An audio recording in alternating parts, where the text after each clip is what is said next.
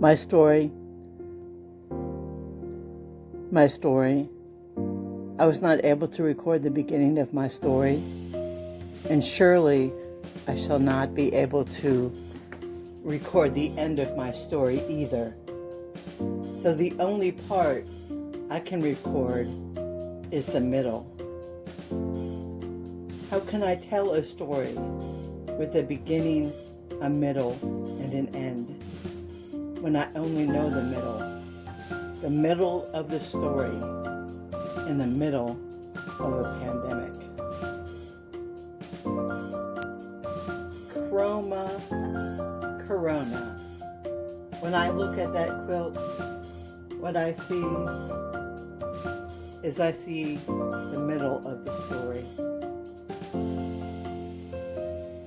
When I look at my quilt, Chroma Corona, what I see is time spent with my mother.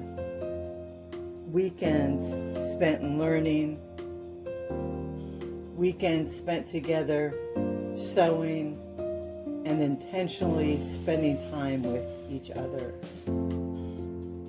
My mother, who just turned 80 during the middle of the pandemic, we spent a week together and we made 2 quilts.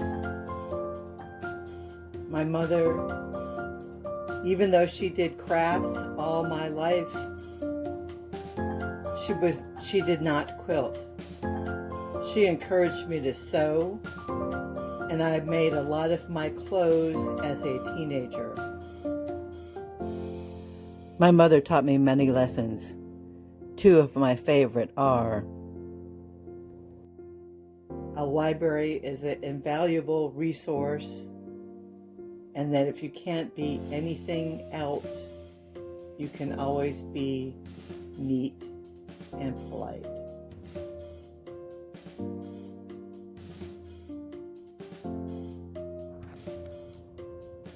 So for the end of the story that has no ending, I just want to say 2 things. Number 1, check out my website, sufugo.com, where I will continue to share stories about quilts and how they were used to share stories before words were available. Also, I want to thank Dr. Stacy Payton.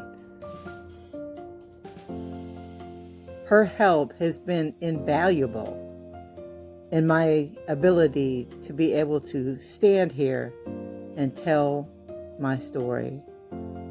Her subversive education and her loving dedication to her students has made this possible. In the middle of the pandemic, all we say is stay safe and wear a mask.